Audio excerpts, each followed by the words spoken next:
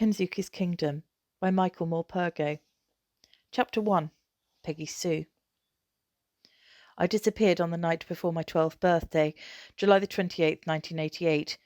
Only now can I at last tell the whole extraordinary story, the true story. Kensuke made me promise that I would say nothing at all, until at least 10 years had passed. It was almost the last thing he said to me. I promised, and because of that I have had to live out a lie. I could let sleeping lies sleep on, but more than 10 years have passed now. I've done school, done college, and had time to think. I owe it to my family and to my friends, all of whom I have deceived for so long, to tell the truth about my long disappearance, about how I lived to come back from the dead. But there is another reason for speaking out now, a far, far better reason. Kensuke was a great man, a good man, and he was my friend. I want the world to know him as I knew him. Until I was nearly 11, until the letter came, life was just normal. There were the four of us in the house, my mother, my father, me and Stella. Stella Artois, that is, my one up ear up and one ear down, black and white sheepdog, who always seemed to know what was about to happen before it did. But even she could not have foreseen how that letter was going to change our lives forever. Thinking back, there was a regularity, a sameness about my early childhood.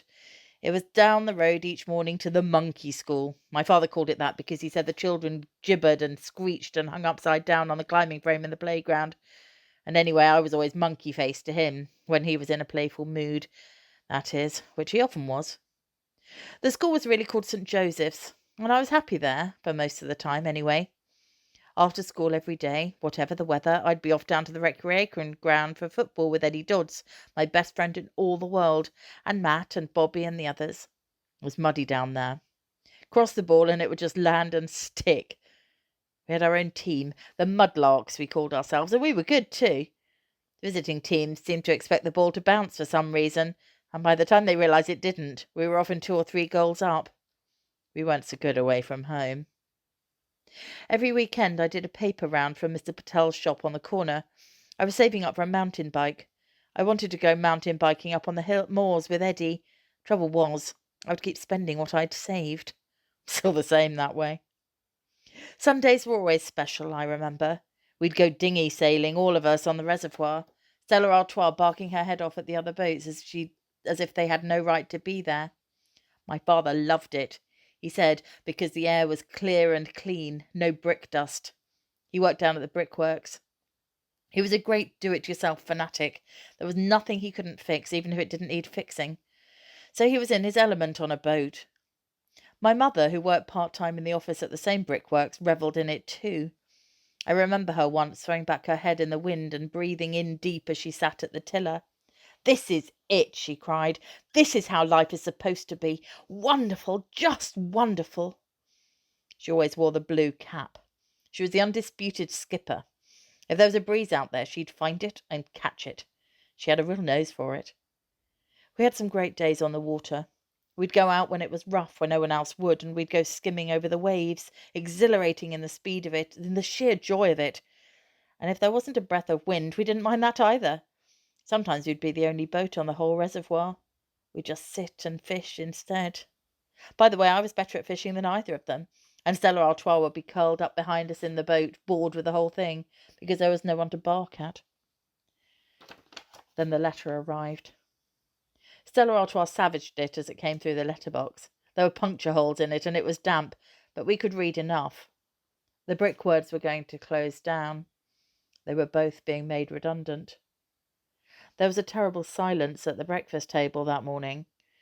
After that, we never went sailing on Sundays any more. I didn't have to ask why not. They both tried to find other jobs, but there was nothing. A creeping misery came over the house. Sometimes I'd come home and they just wouldn't be speaking. They'd argue a lot about little niggly things, and they'd never been like that. My father stopped fixing things around the house. He was scarcely ever home anyway. If he wasn't looking for a job, he'd be down at the pub. When he was home, he'd just sit there flicking through endless yachting magazines and saying nothing. I tried to stay out of the house and play football as much as I could, but then Eddie moved away because his father had found a job somewhere down south. Football just wasn't the same without him. The Mudlarks disbanded. Everything was falling apart. Then one Sunday I came home from my paper round and found my mother sitting at the bottom of the stairs and crying. She'd always been so strong. I'd never seen her like this before. "Silly beggar," she said. "Your dad's a silly beggar, Michael, that's what he is." "What's he done?" I asked her. "He's gone off," she told me, and I thought she meant for good. "He wouldn't hear no reason. Oh, no. He's had this idea, he says. He wouldn't tell me what it was, only that he sold his car, that we're moving south, and he's going to find us a place." I was relieved, and quite pleased, really. South must be nearer to Eddie. She went on, "If he thinks I'm leaving this house, then I'm telling you he's got another thing coming." "Why not?" I said. "Not much here."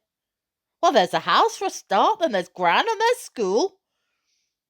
"There's other schools," I told her. She became steaming angry then, angrier than I'd ever known her. "You want to know what was the last straw?" she said. "It was you, Michael, going off on your paper round this morning. You know what your dad said? Well, I'll tell you, shall I? You know something, he says. There's only one lousy wage coming into this house. Michael's paper money. How do you think that makes me feel, eh? My son's 11 years old. He's got a job and I haven't."